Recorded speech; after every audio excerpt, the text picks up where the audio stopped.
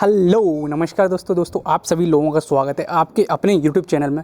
दोस्तों आप सभी लोगों के लिए इंपॉर्टेंट इन्फॉर्मेशन लेके आ रहा हूँ आरआरबी की तरफ से, रेलवे रिक्रूटमेंट बोर्ड की तरफ से।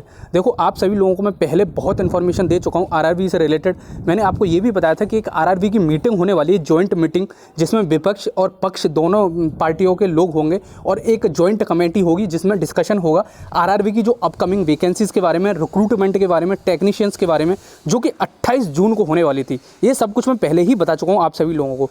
तो दोस्त एक इन्फॉर्मेशन आ रही है मीटिंग से रिलेटेड कि मीटिंग में क्या डिस्कशन हुआ था, क्या सक्सेसफुल रही, क्या अनसक्सेसफुल रही। देखो मैं हर चीज़ आपको बताते रहता हूँ। मेरा काम सिर्फ आपको नोटिफिकेशन के बारे में प्रोवाइड करना नहीं है कि मैं आपको बता के चला गया। मैं आपको उससे रिलेटेड वैकेंसीज आने वाली हैं आगाह कर देता हूँ पहले, जिससे कि आप वैकेंसीज को टैकल कर सको और पूरा फ़ायदा उठा सको पूरे रिक्रूटमेंट प्रोसेस का। ठीक है, ईच एंड एवरी पॉइंट सब आपको पता होना चाहिए। ठीक है, देखो इसके बारे में तो मैं सब बताऊंगा कि एग्जाम कैलेंडर निकलने वाला, आरआरबी की जेई का न्यू नोटिफिकेशन क्या जारी हुआ, सब कुछ बताऊंगा। बीई बीटेक डिप्लोमा वालों के लिए, तीनों के लिए इंपॉर्टेंट होने वाली है। ठीक है, सब कुछ बताऊंगा मैं इसमें। उससे पहले दोस्तों अगर आपने टेलीग्राम चैनल ज्वाइन नहीं किया है तो देखो मैं आप सभी लोगों के लिए प्रोवाइड कर रहा हूँ नोट्स, जो भी नोट्स हैं मैकेनिकल इंजीनियरिंग से रिलेटेड वो मैं आपको प्रोवाइड कर रहा हूँ। उसमें लिंक डाल देता हूँ, जो आपके डिस्क्रिप्शन बॉक्स में लिंक पड़ी हुई है उन्हीं चैनलों में मैं उस चैनल की लिंक डाल देता हूँ जिसमें मैंने नोट्स डाल रखे हैं। ठीक है, बहुत सारे लोगों ने ज्वाइन भी कर लिया है और नोट्स प्रोवाइड करना मैंने शुरू कर दिया। अब डेली प्रैक्टिस सेट भी प्रोवाइड कराए जाएंगे। अभी मैकेनिकल का डिसाइड किया है। आप कमेंट बॉक्स में मेरे को ब्रांच मेंशन कर देना अपनी कि सेकंड नंबर पर मैं कौन सी ब्रांच की प्रोवाइड करना शुरू करूँ। जहाँ तक है मेरे पास अब तक रिकमेंडेशन जो आ रही है वो सिविल इंजीनियरिंग की आ रही है, तो उसकी भी जल्दी से प्रोवाइड करने की कोशिश करूँगा। ठीक है, तो जो कोई भी इंटरेस्टेड है जिसको नोट्स चाहिए, देखो अप टू द ईएससी के तक के होंगे वो नोट्स, गेट के लिए भी रिलेवेंट होंगे, ईएससी के लिए भी होंगे और वेरियस पीएसयूज के जो पेपर आते रहते हैं आपके, जैसे यूपीआरवीएनएल हो गए, जितने भी हो गए सब मैं प्रोवाइड करूँगा। ठीक है, technical as well as non technical दोनों। तो जाके ज्वाइन कर लो, फ्री ऑफ कॉस्ट है, कोई पैसा नहीं देना आपको। चलो सीधे मुद्दे की बात पे आते हैं और आरआरबी के बारे में बताता हूँ। देखो दोस्त 28 जून को आपका एक मीटिंग हुई रखी थी। उस मीटिंग में क्या डिस्कशन आया पहले मैं वो दिखा देता हूँ आपको, जिससे कि आपको देखो पूरा सब पता चल जाए। एक नोटिफिकेशन उसी मीटिंग के बाद में तुरंत उसी मीटिंग को जो मैं डिसाइड हुआ था उसी मीटिंग से रिलेटेड एक इन्फॉर्मेशन आ रही है, वो भी दिखा देता हूँ। देखो यार, ये आपका मनोज कुमार झा, इनके बारे में आप जानते ही होंगे, इनके बारे में कौन नहीं जानता है। देखो ये आरजेडी के राज्यसभा मेंबर हैं इस टाइम पे, आरजेडी जो कि आपके बिहार में है, तो उसी की पार्टी के ये मेंबर हैं।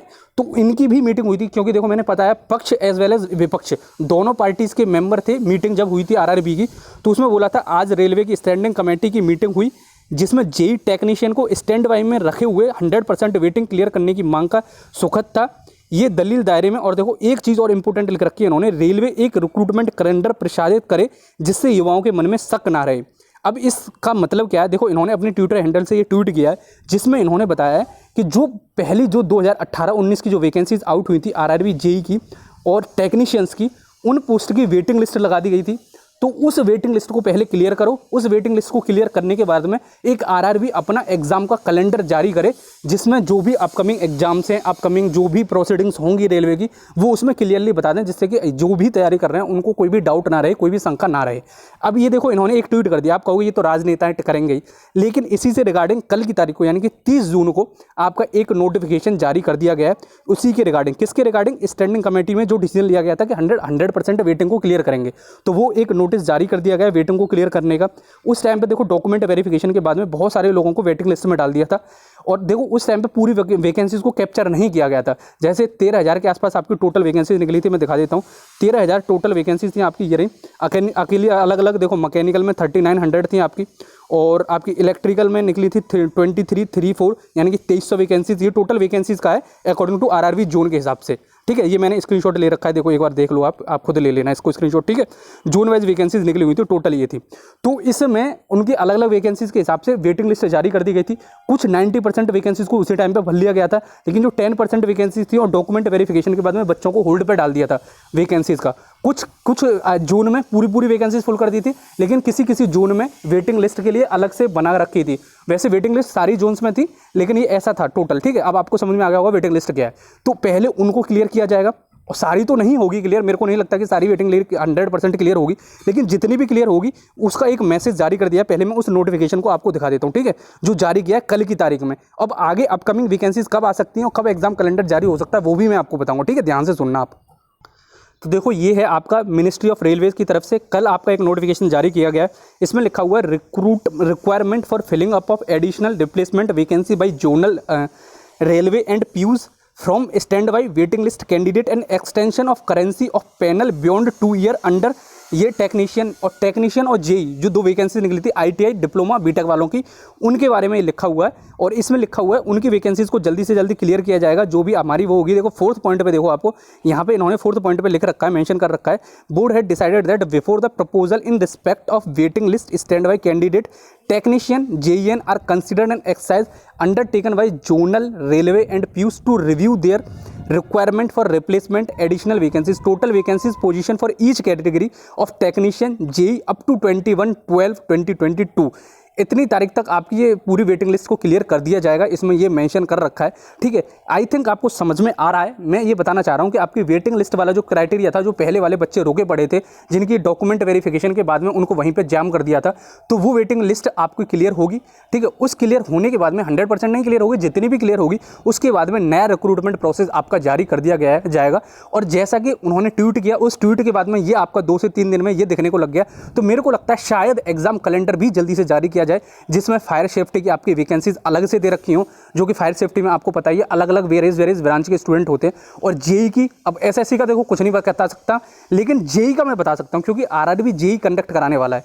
लेकिन जो एसएससी की वैकेंसी जो होंगी सीनियर सेक्शन इंजीनियर की, वो आपका एसएससी कंडक्ट करा रहा है। ठीक है, पहले भी मैंने ये वाली इन्फॉर्मेशन आपको दी थी कि एसएससी कंडक्ट कराएगा आपके एसएससी की वैकेंसीज को, सीनियर सेक्शन इंजीनियर को।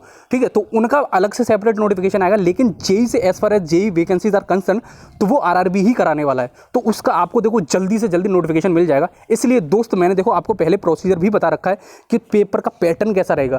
पहला CBT 1 जो है, CBT 1 अगर वैकेंसी आ गई, फिर उसके बाद में आप फिर सोचते रहो यार अब तैयारी कर लें, तो दोस्त फिर लेट हो जाओगे आप। इसलिए बोल रहा हूँ अभी से तैयारी करना शुरू कर दो, क्योंकि CBT 1 प्योरली नॉन टेक्निकल है आपका, कुछ भी टेक्निकल का इसमें लेना देना नहीं है। इसलिए नॉन टेक्निकल तैयार होना आपका बहुत ज़्यादा इंपॉर्टेंट हो जाता है अगर आरआरबी जेई को आपको क्रैक करना है। ठीक है, फिर उसके बाद में जोन वाइज आपकी कट ऑफ जाती है, और तो 100 में से आपको लगभग 70, मिनिमम 70 एवरेज मान के चलो, तो इतने मार्क्स तो आपको लाने ही होंगे। और पूरा नॉन टेक्निकल पोर्शन है, उन नॉन टेक्निकल में देखो मैं एक वीडियो पहले ही डाल चुका हूँ चैनल पे। ठीक है, वो जाके देख लेना, या फिर मैं आगे आने वाली वीडियोज़ में आपका सब क्लियर कर दूंगा, जिसमें नॉन टेक्निकल में आपकी GK GS होगी, बहुत इंपॉर्टेंट रोल प्ले करती है। फिर एप्टीट्यूड, रीजनिंग, अलग अलग वेरियस आपकी क्राइटेरिया हो जाता है। ठीक है, तो वो जाके देख लेना और तैयार करना शुरू कर दो अभी से। तो ये रही आपकी पूरे वैकेंसी से रिलेटेड इन्फॉर्मेशन। आई थिंक सब कुछ आपको क्लियर हो गया। और टेलीग्राम का ग्रुप जाके ज्वाइन कर लेना, मैं वहाँ पे आरआरबी जेई से रिलेटेड भी इन्फॉर्मेशन प्रोवाइड करूँगा, और डॉक्यूमेंट जो भी आपको ज़रूरत होंगे प्रिपरेशन के दौरान, जो आपको नॉन टेक्निकल की चीज़ चाहिए, जैसे कि आपकी GK GS एप्टीट्यूड, सब कुछ मैं प्रोवाइड करूँगा। आपको फ्री ऑफ कॉस्ट मिल रहा है, सब कुछ पढ़ने पर अपना फोकस करो। ठीक है, चलो फिर मिलते हैं किसी अगली वीडियो में, तब तक के लिए जय हिंद, जय भारत।